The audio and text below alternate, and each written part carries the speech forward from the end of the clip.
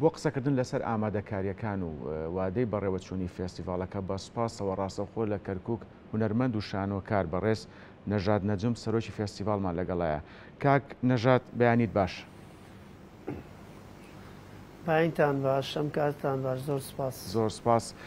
کاک نەژاد با لەوە دەست پێ بکەین ئامادەکاریەکان بۆ بەڕێوەچوونی فێستیڤالەکە گەشتوتە کوێ؟ دیارە هەشتمین خولی فستیڤاڵی نێودەوڵەتی شانۆی شەقام لە کەرکووک زیاتر لە مانگێکە دەستی کردوت بە ئامادەکاریەکان. طبعاً فستیڤاڵ لەسەر ئەرکی وەزارەتی ڕۆشنبیری حکوومەتی هەرێمی کوردستان و بە چاودێری جەنابی وەزیر کاکە حەمەد سەعید کە هەوڵی گەوری بۆ بابەتەداوە. ئامادەکاریەکان بۆ فستیڤاڵ ئێمە سەرەتا ئەعلانکردنی لۆگۆی فستیڤاڵ، دواتر فۆرمی فستیڤاڵمان ئەعلان کرد. ئەم لە ڕێم فۆرمەوە دەستپێکی کارەکانمان بوو، لەبەرەوەی لە ڕێم فۆرمەوە وڵاتەکان و گروپەکان و تیپە شانۆیەکان پەیوەندی بە فستیڤاڵەوەکەن. ئێستا زیاتر لە 35 بۆ 40 نمایش گەیشتووەتە فستیڤاڵ.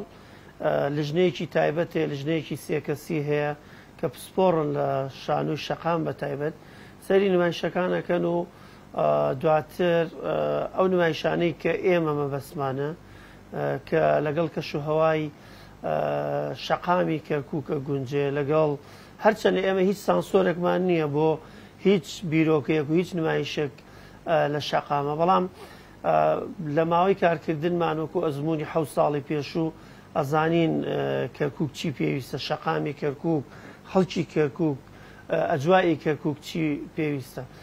بۆ ئەم ساڵ ئێمە بە دروشمی پێکەوە ژیان لەبەرەوەی لە باری سیاسی ڕۆژانی پێشوو ئاگدار بوون بابەتی مەسەلەی پارێزگابوونی کەرکووک و ئەنجومەنی پارێزگای کەرکووک.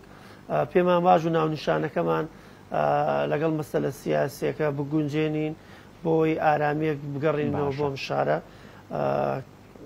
کە کەرکووکە. بەڵێ کاک نەژاد، جیاوازی فێستیڤاڵی ئەمساڵ لە چاو فێستیڤاڵی ساڵی ڕابردوو خۆی لە چای بینێتەوە؟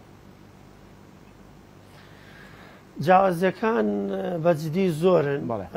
ئێمە هەر لە یەکەم جیاوازیەوەیە ئێمە ساڵانی پێشوو کەمێک تا ڕادەیەک پەرشوپڵاو بوو بابەتەکانمان وەکو نمایش. ئەم ساڵ ئێمە تەحدیدمان کردووە بابەتەکان خۆیان لە چی ئەگرنەوە. یەکێک لەوانە ئێمە دوو بەشمانەیە لە فستیڤاڵ، بەشی شانۆی شەقامی گەورە، بەشی شانۆی منداڵان لە شەقامە. دواتر بابەتەکانمان وەکوتم لە دوای ئەو دروشمە کە پێکەوە ژیانە هەوڵمان داوە ئەو بابەتە مرۆیانە یاخود ئەو بابەتانی کە باس لە پێکەوە ژیان و ئاشتیەکەن لەگەڵ بابەتە کۆمیدیەکان ئێمە لە شانۆی شەقامە یاخود لە ئەعلانکردنی فۆرمەکەیە و ڕۆژانە کە پۆست و تویتەکەین لە پەیجەکانی فستیڤاڵ باس لەواکەین. ئەو نمایشانەمان لا گرنگن کە بابەتی ڕۆژن، کە بابەتی کۆمیدین. لە بۆ کۆمیدیا کەرکووک هەمیشە دۆخێکی نەهەموار، دۆخێکی سیاسی یاخود هەندێک بابەت ڕوبەڕووی خەڵکەکەیە بێتەوە. پێمان باش بوو دەرچەیەک هەبێت، نەفەسێک هەناسەیەک هەبێ بۆ خەڵکەکەی تا چەند خولەکێک یاخود چەند ڕۆژێک خۆشی و ئارامی و دڵخۆشی بۆ خەڵکی شاری کەرکووک بگەڕینەوە، تەبعاً بە هەموو پێکاتەکانیەوە. بەڵێ کاک نەژاد، ڕۆڵی سەندیکا و ڕێکخراوەکانی هونەرمەندان سەبارەت بە پشتگیریکردنی فێستیڤاڵەکە چۆنە؟ طبعاً هەردوو سەندیکای هونەرمەندانی کوردستانی عێراق کە مامۆستا سیروان عومەر لێرە بەرپرسی لقە لە ناو فستیڤاڵە، مامۆستا قاسم غەمگین بەرپرسی لقی سەندیکای هونەرمەندانی عێراقە لەگەڵمانە ڕۆڵی گەورەیان هەیە لە ناو فستیڤاڵ، وەکو لیژنەی باڵا کارەکەن، سەندیکاکانیان هەردووشیان کاری تەواوەتیەکەن. ناوەندی ڕێکخراوە دیموکراتیەکان کە سەر بە یەکێتی نیشتیمانی کوردستانە لە ناو بابەتەکەیە زۆر بە باشی کارەکە. جگە لەمانە ئێمە کەسێکێ لەم شارەکە ئەگەر مەجالم بیت زۆر جار هونەرمەندانی کورد، ئەگەر زۆر جار هونەرمەندانی کوردستان هەمیشە گلەیانەیە لە بەرپرس، هەمیشە گلەیانەیە لە حکوومەت، هەمیشە گلەیانەیە لە حزب. بەڵام لەم شارە کەسێکەیە بۆتە نمونەی هونەر، نمونەی جوانی. ئەوش بەڕست کاکاسۆ مامەندە کە سەرپەرشتیاری کەرکووک سڵاحەدینە. ئەم کەسە زۆر بە گەورەی لەناو ئەم فستیڤاڵەیە، نەک هەر ئەم فستیڤاڵە، باقی هەموو فستیڤاڵەکانی کەرکووک هاوکاری هونەرمەندانەکە، هاوکاری هونەرمەندی نەخۆشەکە، هەموو چالاکیەکانی شاری کەرکووک ئەم پیاوە پاڵپشتی گەورەیە بۆ هەشتمین فستیڤاڵ و باقی فستیڤاڵەکانی تر. کاکاسۆ لە شاری کەرکووک کەسی یەکەمە لە ڕۆژی ئەعلانکردنی فستیڤاڵەکەەوە ئەو خەمێخوا لە وەزارەت چی بۆ یەخود لێرە چۆن کارەکەین، ڕۆژانە کارەکان بە کوێ گەیشتووە. کاکاسۆ لە ناو فستیڤاڵە هەموو کاکانی تر کە هەر لە جەنابی پارێزگای کەرکووک کاکڕێبوارتەها زۆر خەمی فستیڤاڵەتی بۆی ئاشتی و پێکەوە ژیان ئەوەی کە خۆی مەبەستێتی ئەم فستیڤاڵە ڕنگدانەوەی بێ. کاکڕەوەند، کاک شاڵاو محەممەد، زۆربەی ئەو بەڕێزانە کاک فامی بورهان کە بڵین لە شاری هەولێرە، بەڵام لێرە خەمێتی زۆربەی هاوڕێیان کاکڕێبینە کە عەبدوڵای هەموو ئەم کەسانە لە پشتەوەی فستیڤاڵن لەگەڵ سندیکاکانی تری هونەریە. بەڵێ جا کاک نەژاد، من بەنیازم پرسیاری لێ بکەم سەبارەت بەوەی ڕۆڵی یەکێتی نیشتیمانی کوردستان لە سەرخستنی فێستیڤاڵەکەیە چۆنە، بەڵام هەڵبەت تۆ پێشوەخت وەڵامت دامەوە. کاک نەژاد، چۆن بایەخ بە دەقی کوردی دراوە یاخود ئەو بەرهەمە کوردیانەیە، ئەو بەرهەمانەی لە هەرێمی کوردستان بەشداری لە فێستیڤاڵەکەیەکەن، گرنگیان بە دەقی کوردیەوە؟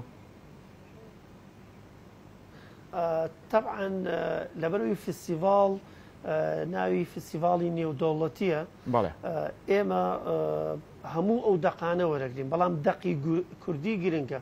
بۆ معلوماتی جەنابێت لەگەڵ ئەو هاوڕێیانی کە پسپۆڕن لەم بابەتە یاخود معلوماتیانێ، شانۆی شەقام کار ئەوەنە لەسەر بیرۆکە ئاکا، کار لەسەر دەق ناکە، واتە دەقێکی نووسراو نییە ئێمە بڵین ئەمە دەقی فڵانە. بیرۆکە دروست ئەبێ، بەڵام بە ئیتیجاریش بێت دیالۆگ دروست ئەبێ، نییە هەڵبەت کاک نەژاد؟ بەتەئکید ئێمە کار لەسەر بابەتەکانی ڕۆژەکەین، ڕێک قسەکەی جەنابتە کاتێک بیرۆکەیەک بابەتێکەیە ئەیکینە دەق. کاری جدیمان لەسەر دەقی کوردی کردووە، نایشارمەوە. ئێمە سیاسەت و بابەتی فستیڤاڵ یاخود دروشمی فستیڤاڵ لە کەرکووک ڕێک لەگەڵ ئەو واقعەیە ئاژین کە زۆر جار سیاسەکان کاریان کردو بۆ سەرخستنی بابەتە سیاسەکە.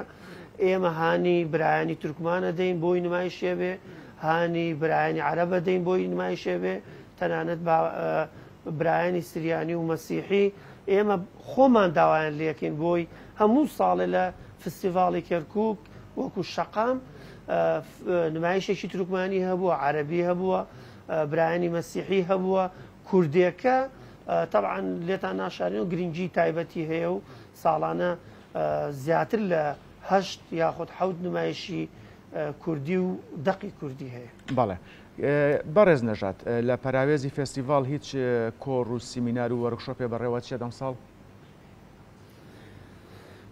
طبعا ئەمە لەبەرەوەی ئێمە لە مانگی ئایندێ ئەعلانی فستیڤاڵەکەین، هەنێ بابەتێ ئەمە بیاڵمەوە بۆ ئەوە، بەڵام بە تەئکید ئێمە لە ڕۆژانی زۆر باشەوە و پرسیارەت کرد. لە ڕۆژانی پێشوو ئەعلانی توێژینەوەیەکمان کرد، زیاتر ئەم توێژینەوەیە لیژنەیەکی سێکەسی هەیە، زیاتر لە 50 توێژینەوە نێردراوە بۆ فستیڤاڵ. توێژینەکان هەمویان لەسەر شانۆی شەقامە. لیژنەکە 10 توێژینەوەی زۆر تایبەت و باش کە ئێمە مەبەسمانە دەستنیشانەکەوەیکەینە چاپی کتێبێک. 3 کتێبی ترمان هەیە، دوانی کوردیە و دانەیەکی عەرەبیە. پانێڵێکمانەیە، پانێڵێکی ڕەخنە ئامێز بۆ سێ کەسایەتی لە کوردستان و عێراق و دنیا. ئەمە بابەتەکانی وەکو توێژینەوە و کتێب و پانێڵ. جگەلەوە 4 وەرکشۆپمانەیە ئەم ساڵ لە پێش فستیڤاڵ دەست پێکا بۆ کەسی زۆر مختص کە لە عێراق، لە بەلجیکا، لە ئێران، لەسەر مەسلەی ئەکتەرە، لەسەر مەسلەی جلوبەرگە، لەسەر مەسلەی مایکاپ و مکیاجە. بابەتەکان زۆرن، بابەتی گۆرانی تایە، بابەتی نمایشی بووکەڵی تایە، ڕێڕسم و مەراسیمێکی ڕۆیشتنمان هەیە وەکو هەموو ساڵێک کە جادەیەکی گەورەی شاری کەرکووک بەکارێنین. ئەم ساڵ بۆ ئیزافەکردن ساڵانی پێش و زۆر جار ئەمبەری جسلمان بەکارێنە کە زۆربەی خەڵکی کورد بوو، بەڵام وەکوتم ئێمە واقعبینانەی شەکەین. ئەم ساڵ کارەکانە چنە هەموو گەڕەکەکانی کوردستان، گەڕەکانی کەرکووک، تەنانەت افتتاح و دەستپێکمانیش لەو بەری جسرە بێت لە پارێزگاری کۆن کە لە شەقامی بڵین پارێزگایە. لێوە دەست پێکەین بۆ بازاڕی بۆلیڤارد بە کەژاوێکی زۆر فراوانی گەورە بە هەموو هونەرەکانی شەقامەوە لەو شەقامە کاریتیان. بەڵێ کاک نەژات، تا چەند سووتان لە ئەزمموی شانۆکارانی هەرێمی کوردستان وەرگرتەوە بۆ بەڕێوەچوونی فێستیڤاڵ، هەڵبەت فێستیڤاڵی ساڵانی ڕابردووش؟ بەڵێ طبعا فستیڤاڵی شانووی شەقامی کەرکووکێشێکە لەو فستیڤاڵانە بڵێم تاکە فستیڤاڵە تەنانەت لە لژنەی باڵایش خەڵکانی دەرەوەی کەرکووک بەکارێنێ. ئێمە لە ژنەی باڵا هەمیشە لە سلێمانی دکتۆر دڵشاد مستەفا سوودی گەورەیە بۆ فستیڤاڵ لە ناو لژنەی باڵایە، بیرۆکەی هەیە، کاری هەیە. لە شاری بەغدا دکتۆر کەریم خەنجەر لژنەی باڵایە، لە ئێران ئەفشینی ناسری لژنەی باڵایە. لەم واتە فستیڤاڵ تەنها بۆ کەرکووکیەکان نییە، بۆ هەموو کوردستانە، بۆ هەموو عێراقە، بۆ هەموو دنیای. بەڵێ کاک نەژاد، من دوا پرسیارت ئاڕاستا کەم جیاواز لە فێستیڤاڵ ڕەوشی شانۆ بە شێوەیەکی گشتی لە کەرکووک چۆنە لە ئێستاە؟ جم و جۆڵی شانۆی چالایشەکان لەو بارەوە خۆشحاڵانە دووبارە ئەمە مجامەلە نییە